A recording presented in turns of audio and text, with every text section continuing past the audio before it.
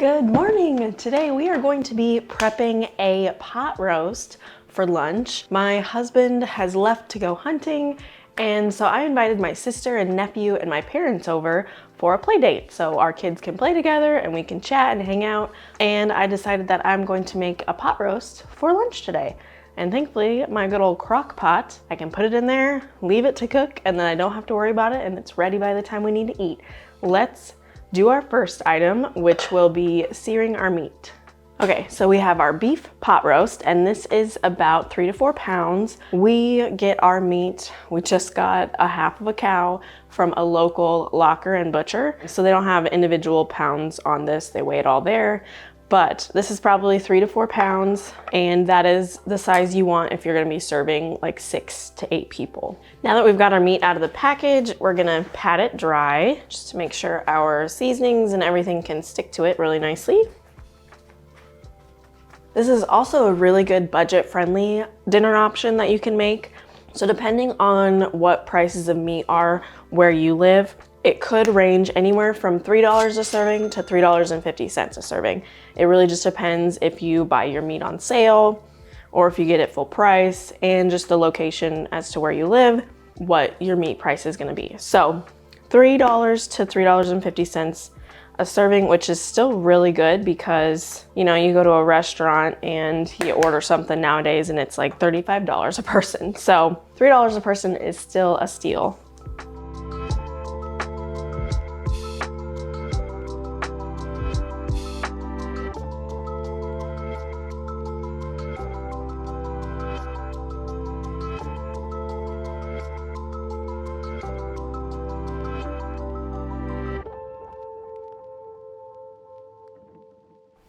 So in order to get the best flavor out of our meat, we're gonna sear it first before we put it in the crock pot. And I have this roasted garlic oil that I got over the summer. We went to Amana, which is really close to here, and it's a big tourist area where they have a bunch of different just shops that you can shop from. So I got this roasted garlic olive oil from there, and I'm gonna use this to just give a little bit more flavor to our meat. And before you put the meat on here, you want to make sure that your pan is nice and hot.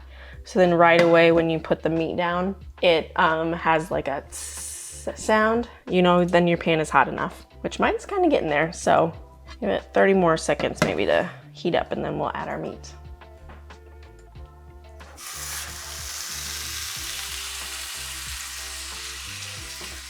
Did you hear how good of a sear sound it made when I set that on there? That means our pan was perfectly hot and it is searing right now. So you just want to leave it on one side for like 2 to 3 minutes, get that like brown, all the seasonings cooked in and that brown look to it. And then we'll flip it over, sear it on the other side, and then we'll put it in our crock pot. It doesn't stay over here very long. It's just to sear the outsides.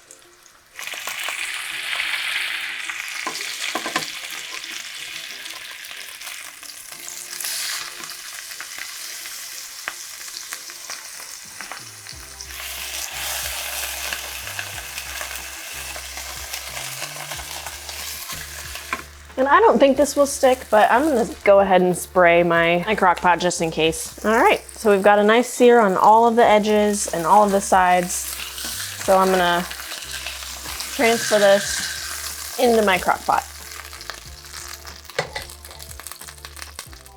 Oh yeah, it just fits.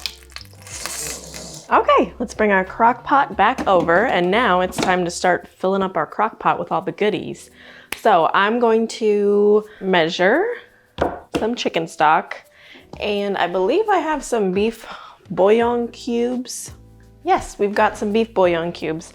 My husband has told me before, it's weird you put chicken stock in something that has beef. Well, I only have chicken stock, so we don't have beef and chicken. So I'm just using chicken stock, and then I'll put in a beef bouillon cube. So that'll add the extra beefy flavor. Okay, and we want 2 to 3 cups of chicken stock. Just depends on how full this gets. So you can kind of eyeball it, but for sure 2 cups, and then we'll see if we want to add more.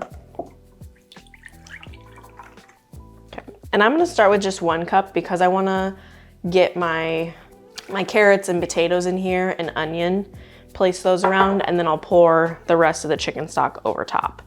I've got just a bowl full of carrots and these little yellow things. I don't know what they are, but they're in there. So I'm gonna pour these in. And then I have a whole onion that I'm gonna peel up, and I'm going to cut and slice. I won't dice this, it'll just be in like bigger slivers. So if people like eating onion, they can, or it'll just be for the flavor.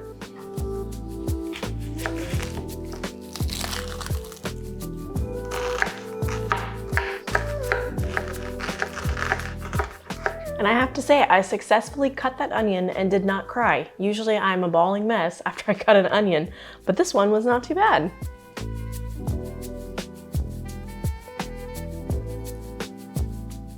So I'm honestly thinking I maybe should have used my bigger crock pot. I did not even think about like how big the chunk of meat was and how much space it was gonna take up. I don't really wanna get my other crock pot out and then dirty it and have to clean this one. So I think I'm going to just add the rest of our chicken stock in here, our beef bouillon cubes and seasonings, and then I'm going to make the potatoes, just do mashed potatoes or maybe roasted potatoes in the oven instead. Ideally, you would be able to add the potatoes in here, cover it, and then everything cooks in here all together, potatoes, everything. But my crock pot is a little small and I only have that much room left at the top for potatoes, and I wanna make sure that they can all cook really well. So we are just gonna switch, and I'm gonna make mashed potatoes, and that's okay. Sometimes, like this happens with cooking, you don't wanna worry about it. You just kind of pivot and be like, okay, I was gonna do this, but now I will do this. So we are gonna do either mashed potatoes or roasted potatoes. Roasted potatoes might be easier. I'll think about it, I don't know. But yeah, tell me in the comments if you have ever done this cooking, where you start something, whether it's like a roast or whatever, and you're like, oh shoot, I need a different container, or I need a different, whatever it is, seasoning. That's just life, and that's, you know, that's just what happens sometimes. So, got my beef cube. I'm gonna toss this in here. Should I use one or two? I'll put two in. And then I'll add the rest of my chicken stock.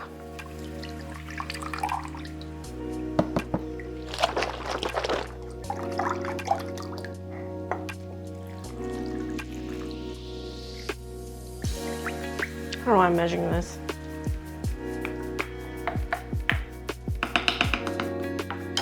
And then I am gonna do a little bit of sprinkle of some more garlic powder, or minced garlic. You could also do garlic powder if you have garlic powder. And just a little bit more of our other seasonings. So I did parsley, thyme, rosemary, garlic powder, and then salt and pepper.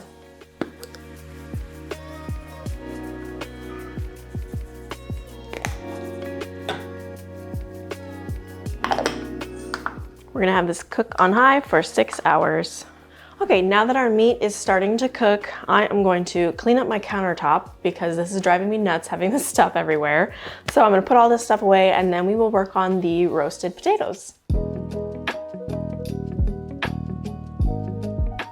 Now this is much better. I love to start clean when I have a new task to do. So the potatoes I'm using, my parents actually grew in their garden, and my dad brought a whole bag of them over to me. But because of that, they are still dirty. So I'm gonna need to clean these before we cut them up and try to roast them. But we got a lot of really good looking potatoes. We've even got some red potatoes.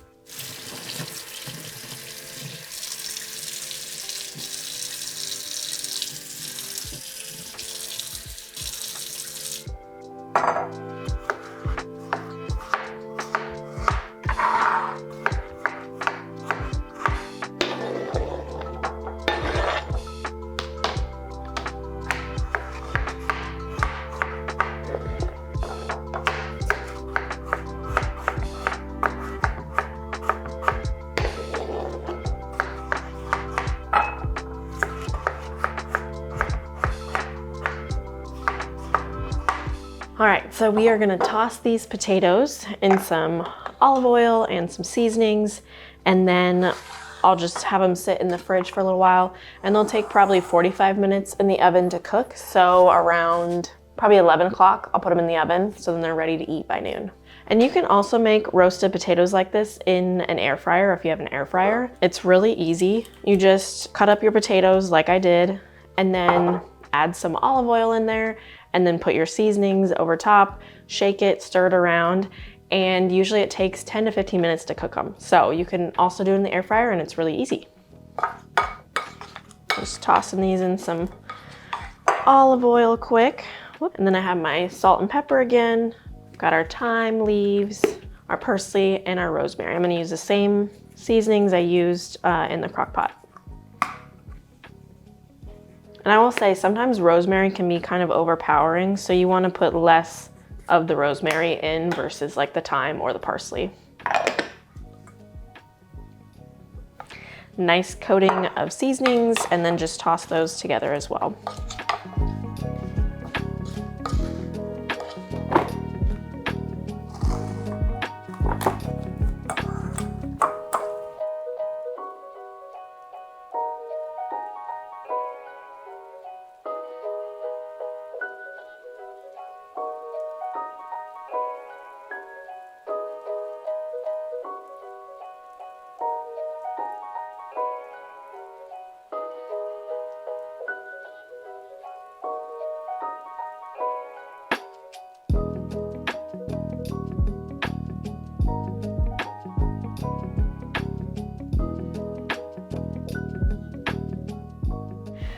All right, so everyone has left and we got everything cleaned up from lunch, and it was a really fun play date, and the beef pot roast turned out fantastic. We did end up roasting the potatoes in the air fryer because our young little toddlers were very hungry and they did not want to wait a full 45 minutes to eat. So the air fryer only takes 20 minutes, so that's what we opted to go with instead. And yeah, it was just a really fun morning. I love seeing my daughter and then my nephew. They are only about 10 months apart, so they play together and are at the same like around age level of what they want to play with, and it was just so much fun. We had a great Saturday. I hope you have a good weekend and try out this pot roast with your family or friends if you have people coming over, and I will see you again next time. Thanks, y'all.